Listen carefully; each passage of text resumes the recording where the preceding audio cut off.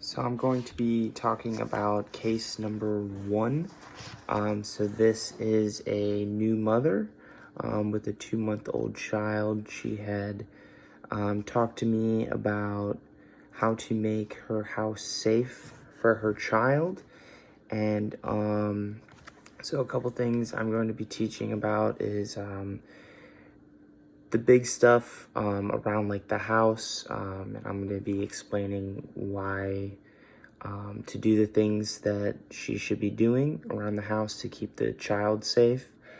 So the first thing is we'll start with like furniture and equipment. So like the first thing that comes to mind is a crib with the baby's probably gonna be sleeping in most of the day. So the crib, we want to make sure that there are no loose parts, anything that can not hold the crib up together, because these loose parts can come apart, obviously, and it can cause the child to fall and injure themselves. We also want to make sure with the crib that the mattress fits perfectly over top of the crib.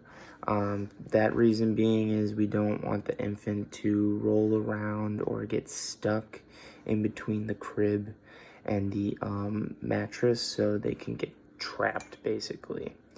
Another thing for the crib is we want it to be free of pillows, blankets, stuffed animals. Really any of these things, they don't sound like it, but they can suffocate the baby if they get wrapped up or entangled in them. Another thing is we want that the babies to be sleeping on their back.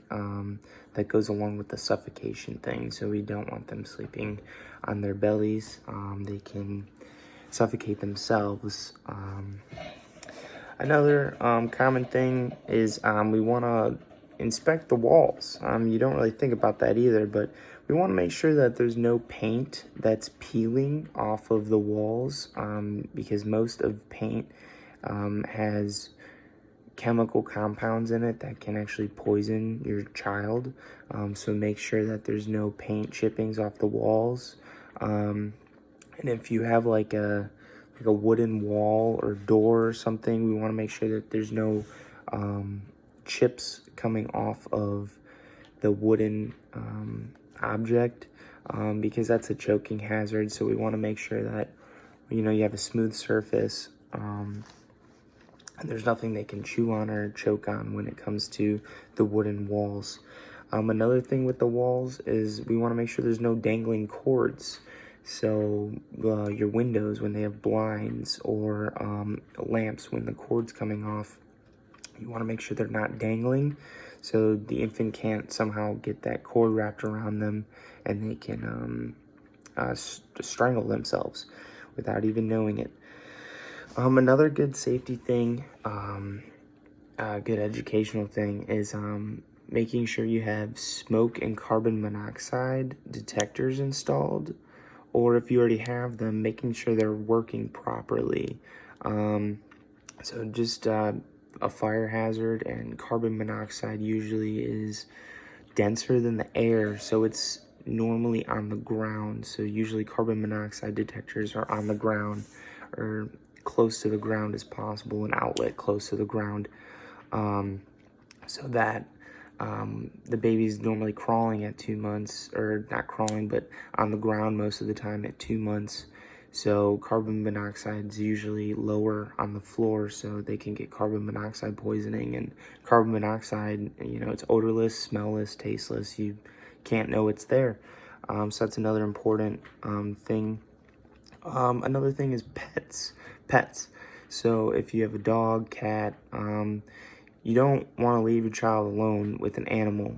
You don't know how either of them are going to react. So especially after 2 months, the baby's still new, and babies are always touching, feeling things with their hands.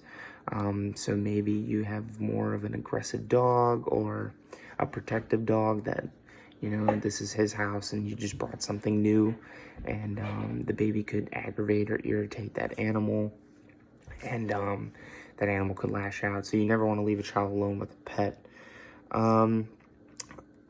Toys.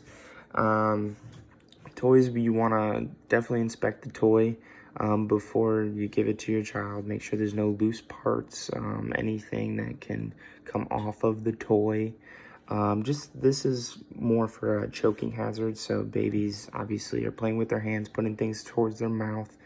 So you don't want anything small, but yeah, so they can choke on that. Yeah, so you'd probably want to throw them away if they do have a loose part or anything. Another thing that I would educate the mom on is water. So like bathing, you never want to leave your child alone bathing. They can drown, you're just not sure what they're going to be doing next. You also want to set your water heater to 120 degrees Fahrenheit. This is to prevent burns. So when the baby does grow up and, is able to do a little bit more on their own, they could be turning on the hot water faucet and then just, stick themselves in it, and it's scalding hot, so they can get some serious burns. For infants, you don't want long objects in their mouth, because they're constantly, on all fours, crawling around, so you don't want to give them any like suckers, lollipops, anything of that nature, because if they hit their head to the ground and they have a long, maybe sharp object in their mouth, you're gonna jab them, and that's, you're gonna cause harm to the infant. Going back to the walls and outlets, you want to make sure that the outlets are covered with some kind of protective covering, so the baby isn't going to be sticking their fingers in there or putting something in there that shouldn't be in there, because electricity is pretty dangerous and the baby could harm or injure themselves. Another thing is electrical cords. You don't want to have your electrical cords hanging around, so you'd probably want to put those away as well, making sure that they're underneath the carpet or rug. Another safety thing is we want to make sure that we put safety gates up at the bottom of the stairs and at the top of the stairs, so when the infant does get to the stage of crawling, that if you have a staircase, you don't want them crawling around and then falling down the stairs, and then they'll injure themselves. Another thing is the second floor windows. You want to make sure that they're locked, so that way, when the infant grows up a little more, they can't crawl out the window and fall and hurt themselves again. You also want to put away medication. So medication is very important to put away, because they don't know, could look like candy to them, or, infants are always putting things in their mouth that shouldn't be in there.